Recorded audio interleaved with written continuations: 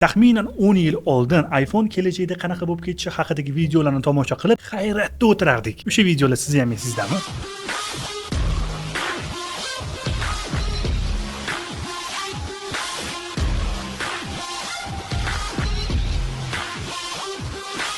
O'zgarishlar bor albatta, lekin biz o'ylagan darajada ulkan emas. 9-iyun kuni Apple o'zini navbatdagi taqdimot marosimini o'tkazadi va unda qurilmalarga tatbiq qilmoqchi bo'lgan yangi imkoniyatlarni maqtanadi. Xo'sh, unda Apple qanchalar o'zgaradi? Unga nima yangiliklar kiritadi? Aynan mana shu savollarga bugun siz bilan birgalikda javob topamiz. Siz bu videoni tomosha qilyapsizmi? Demak, Apple gadjetlarini muxlisi hisoblanasiz. Kanalga obuna bo'ling va videoga albatta like bosib qo'yishni unutmang. Biz bo'lsa boshladik.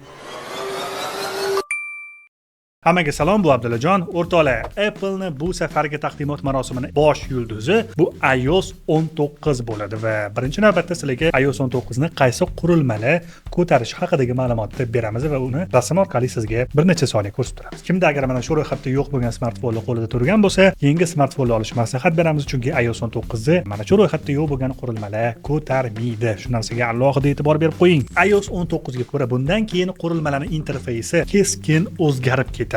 Kompaniya bu safar o'zining yangi qurilmalari bilan emas, balki yangi interfeys bilan bir qadam oldinga tashlamoqchi. Xullas, Apple Vision Pro ni dizayni juda ham ko'pchilik yoqib qolganini bilib qolgan Apple dizaynerlari bu safar uni dizaynini butun Apple ni gadjetlariga o'rnatishga qaror qilishgan, lekin men bu narsaga ishonchim komil. Bu narsani ham biz juda ham katta yangilik amalga oshirdik deb e'lon qilishadi 9-iyun kuni. Shu narsani esdan chiqarmang. iOS 19 da taxminiy dizayni aynan mana shunaqa ko'rinishda bo'ladi va bitta narsaga alohida diqqat qiling. Juda ham chiroyli va o'ziga xos bejirim tarzda qilingan. Unda hamma narsa shaffof bo'ladi, dizayn, panel, absolut hamma narsasi. Lekin baribir operativ xotira to'lishda davom etadi. Tanganing ikkinchi tomoni ham bor o'rtoqlar. Gap shundaki, Apple o'zini ekotizimini, dizaynini hammasini bir xil qilmoqchi. Ya'ni siz endi Mac OSda boshqacha dizayn, iPad OSda boshqacha dizayn va iPhone'da boshqacha dizayn ko'rmaysiz. Ya'ni barcha qurilmalarni ichki dizayni bir xil bo'ladi. Hozirda Apple muxlislari aynan shu narsani kutishmoqda. Bu ichki xotiraga yoki operativ xotiraga qanchalik ta'sir qiladi bilmadim, lekin bu narsani o'ylab topayotgan Apple olimlari menimcha bu tomonga ham bitta e'tibor berib qarab qo'yishsa kerak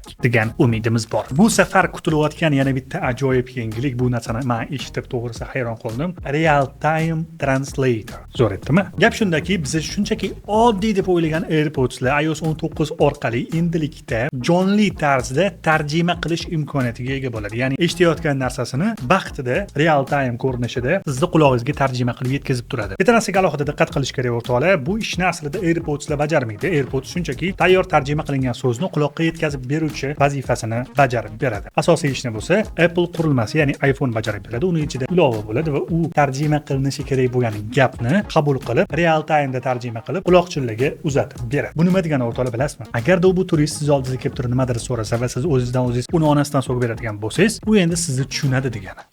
What? Va siz kaltiysiz degani. Lekin o'rtoqlar, bitta narsani alohida inobatga olaylik, bu shunchaki uzun quloq gaplar xolos. Apple bu ishni aynan qanday tizim orqali amalga oshiradi, qanday ketma-ketlikda amalga oshiradi va AirPods ni qaysi turi bilan amalga oshirishi haqida bironta ham aniq ma'lumot, fakt mavjud emas. Lekin oxirgi savolni sizga berishim mumkin. Shunaqa funksiyani qo'shsa, sizga rostdan ham foydali bo'larmidi? Apple iPhone'ga yana bitta katta sifatni qo'shish arafasida turibdi. Gap shundaki, endi sizni iPhone qurilmangiz haqiqiy kompyuterga aylanishi mumkin, sodda tilda aytadigan bo'lsa. Aniq aytadigan bo'lsa, agarda sizda mabodo MacBook yo'q bo'ladigan bo'lsa, qo'y xafa bo'lma, o'ksim jonim, men senga bor yo'g'i bitta kabel orqali va bitta monitor orqali qurilmani tayyor MacBook qilib beraman deb oldinga chiqyapti. Lekin o'rtoqlar, bu shunchaki balandparvoz gaplar hisoblanadi. Buning uchun sizga juda ham ko'p va qimmatbaho bo'lgan narsalar kerak. Birinchi navbatda iPhone 16, ikkinchi navbatda iOS 19 operatsion sistemasi, ya'ni OS va albatta qo'shimcha monitor. Apple uchun juda ham olamshumul ko'rinadigan bu narsani allaqachon Androidga Dex ilovasi orqali amalga oshirib bo'lishgan va bu Apple uchun baribir biz mana shu ishni amalga oshirdik deb maqtanishni bilishadi. Xo'sh, siz bunga nima deysiz? Apple ushbu sifatini olamshumul ish amalga oshirgandek maqtansada, aslida allaqachon o'z qurilmalariga tatbiq qilish kerak edi, chunki ishbilarmonlar uchun bu juda ham zarur funksiya hisoblanadi. Bu bo'yicha fikrlaringiz qanaqa? Kommentariyada o'z izohlaringizni yozib qoldirib ketishingiz mumkin. iOS 19 orqali Apple sizni to'liq boshqarmoqchi desam ishonasizmi? Yo'q, gapi juda ham negativ yoki jiddiy qabul qilib shunchaki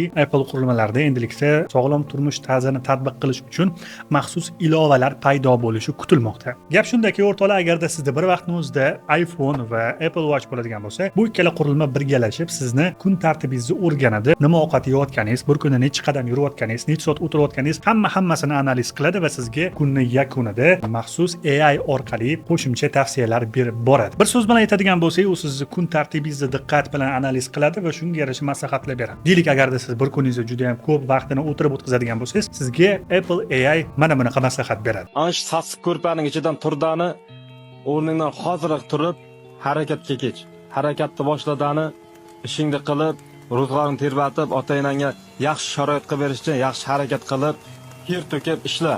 Erka 9-iyun kuni esa umuman olganda quyidagi yangiliklar bo'lib o'tishi kutilyapti va ularni sizga qisqa tarzda ortiqcha vaqt olmasdan aytib beraman. Birinchi navbatda dizayndagi o'zgarish. Qurilma 2013-yildan beri ichki dizaynini butkul o'zgartiryapti va bu kompaniya uchun chinakamiga yaxshi yangilik hisoblanadi. Bu omadli bo'ladimi yoki yo'q, vaqt ko'rsatadi. Ikkinchi yana bir yangilik, Siri yanada aqlliroq bo'lishi kutilyapti. Va albatta so'nggi yangilik, o'rtoqlar, Apple Intelligence Google Gemini bilan birlashgan holda o'zini kuchini yanada upgrade qilmoqchi deyish mumkin va bu narsa albatta Apple kompaniyasiga katta foyda keltirishiga, uni foydalanuvchilarga ham qo'shimcha qulayliklar berishiga ishonamiz. Bizda hozircha shular. Siz esa videoga albatta like bosib qo'ying. Smart Life sizga har doim aqlli tanlov qilishda yordam beradi. Keyingi ko'rsatuvda aynan nimani obzori yoki nima haqida eshitish xohlayotganingizni bemalol izohlarda yozib ketishingiz mumkin. Keyingi ko'rsatuvlarda ko'rishguncha salomat bo'ling.